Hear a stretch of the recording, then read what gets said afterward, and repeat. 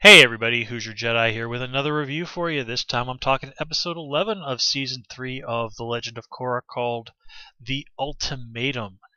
And this is another really good episode, lots of really nice action this episode. And also some really cool surprises. Top of the list has to be getting to see Iroh again. And it really was great just to see him come out there and dole out just some good old Iroh wisdom. And I also like how during that scene Korra kind of touched back on the issue of how, as she says, she's the first Avatar since Avatar 1 who can't look to the previous Avatars for guidance. And though it is interesting that basically Iroh's advice is go talk to Zuko. And even then, when Korra does that, it doesn't really seem like Zuko offers her any really terribly great advice beyond, well, obviously Aang would be really concerned about the airbenders, but he, being the Avatar, has to think about all the people of the world. And you know Korra's young, but you would think that this would kind of be something that had been drilled into her since she was a kid. You can't favor one nation over the others. No good comes from that. So while it was cool and all, especially it was great to see Zuko's reaction to Korra mentioning that she'd spoken to Iroh. Now, it would be really weird if Zuko didn't know that Iroh was in the spirit world or thought he was dead or something. I think he just reacted to the fact that it's like, wait, somebody says talk to my uncle. I mean, it's also a little sad that Iroh didn't say, oh, and if you see when you see Zuko, tell him I said hello or that I'm doing okay or something like that. And again, that is sort of disappointing, but this episode is really not about Iroh and Zuko. But still, that was pretty cool stuff, and it was really hilarious to watch Bolin fanboy out over Zuko. And it's even kind of more hilarious if, in retrospect, you think about it, because Bolin is an earthbender. If there's anybody who should really be sort of freaking out about being around one of the greatest firebenders in the world, it would be Mako. But again, Mako's definitely up there on the maturity scale above Bolin. Still, it would have been nice to sort of see those two have a little bit of interplay beyond Mako giving him a very polite greeting. But Bolin definitely did have his moments to shine this episode. He was the one who figured out how to get all those people out of the airship and really sort of took charge when Grandma needed a kick in the butt to do the sensible thing. And let's keep in mind, the sensible thing here was get out of the building that is going to burn down soon. I mean, jeez, Yin.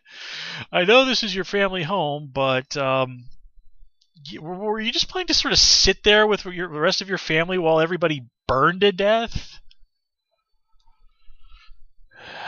Yeah. You think somebody else in the family would be like, Grandma, the house is going to burn down soon. We need to leave and leave the stupid picture of the Earth Queen.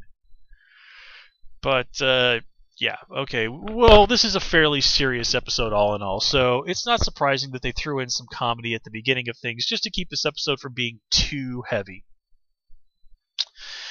I also liked that they've very clearly established why it is they can't just radio the air temple and warn them. We saw that the looters had stolen the air temple. Mako expressly points that out. And they even say, well, we have a radio in the Jeep, but doesn't have all the enough power to reach there.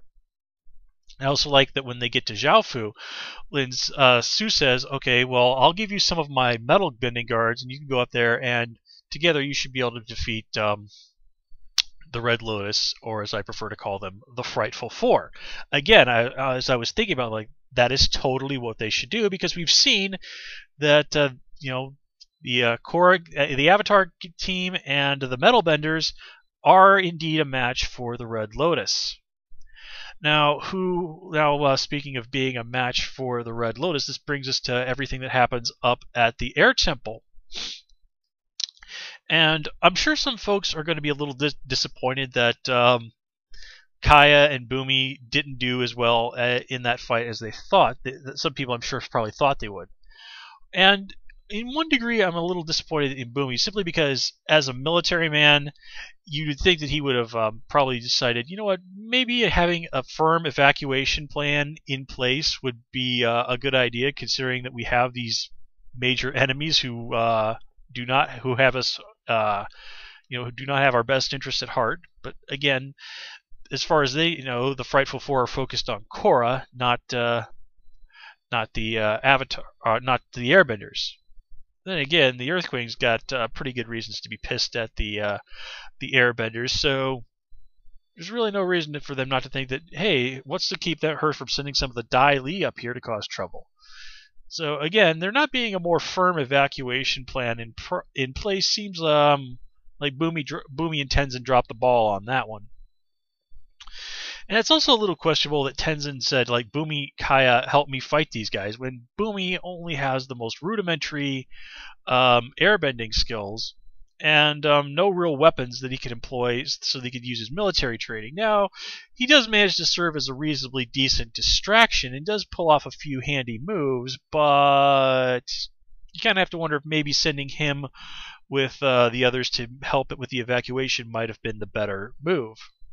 But then again, if that had been the case, Tenzin and Kaya wouldn't have been able to last as long as they did. And things did work out. After all, Jinora and Kai were able to pull the fat out of the fire. And it is a little odd that, I suppose, looking at how Tenzin was placing so much trust in some kids. Well, let's keep in mind, Aang and the rest of his friends were basically about junior high school age when they took down the Fire Lord, so putting a great deal of trust in talented young people does seem to be an acceptable thing among Tenzin's family. And again, it makes perfect sense if you think about it, but it is one of those things you do have to stop and think about for a moment to really understand what people's reasoning might be. Now, as I said, I'm sure some folks were probably kind of disappointed that Kaya basically did lose that fight to Minghua. But there's a few things that we need to keep in mind here. One is simply the fact that Minghua is younger than Kaya. All right, let's not pretend that age doesn't have a factor here. And what I really think the main difference in that fight is that if you watch a lot of anime, you'll hear people say, and I can't remember exactly what the word in Japanese is, but it's usually translated literally as murderous intent. And I guess in English you might say something that's not exactly the same, but is along the same lines, is the phrase killer instinct. You know, that willingness and desire to go in for the kill, to go for the jugular. And obviously Minghua and the rest of the Frightful Four, they have that. I get the impression that Kaya does not. Now, she's obviously a very talented combatant. She was trained by her mom, one of the best waterbenders in the world. But let's take a moment and think about Katara for a minute. What we have to remember is that Katara did unquestionably have that killer instinct within her. She was literally at one point, what was it, the Southern Raiders, I think was the episode or something like that, where she was just going to flat out bloodbend a guy to death because he was the one who killed her mom. And she needed to be talked down from that. So Katara unquestionably had that anger, that killer instinct within her. And she backed down from it. She realized that that was not a path that she wanted to go down. So it makes sense that she and Aang would have done everything they could to make sure that Kaya was not the sort of person who would have that sort of, well, intent in her. So again, I think it's really just a case of Minghua is younger and is more willing to just go for the jugular than Kaya is. And that's really kind of working against Kaya, that she's just not willing to push things quite as far as Minghua is. And what I really liked about this episode is we really get to see Tenzin go to town. And that fight between him and Zaheer is great. And if you pay really close attention to the fight, yeah, Zaheer gets some good hits in. But to me, it looked like if this had just been a straight-on duel, airbending duel between Tenzin and Zaheer, Tenzin was going to win that. He got in more hits on Zaheer than Zaheer got on him. And it's only really when the water when Minghua and that earthbending fellow, Gowron. Wait, no, that's the Klingon guy from Star Trek. All right. Well, anyway, basically, it's only when three of these guys gang up on him that Tenzin is defeated. Now, going back to Zaheer for a minute. One thing I really liked about this episode is it shows again how smart Zaheer is. But, like, for example, he gives the message to Mako and Bolin. Okay, well, if Korra doesn't turn herself over to me, I'm going to take out the airbenders. And then he goes and immediately tells Tenzin, once he's captured the air temple, I have no intention of harming any of you. And I'm sure some people are out there scratching their heads about this. But remember, Zaheer is very familiar with airbenders, their culture. He knows all about spirits and things like that. So he understands that in order for the world not to completely go to hell, there need to be airbenders. So, and that the world was almost, went to hell because the airbenders were almost wiped out 100 years ago. So he knows that killing all those guys and stuff would be a terrible and stupid idea. But it's exactly the kind of thing that's going to make Korra come running and consider turning herself over to him. So basically, he would get what he wants, and he wouldn't have to really do anything.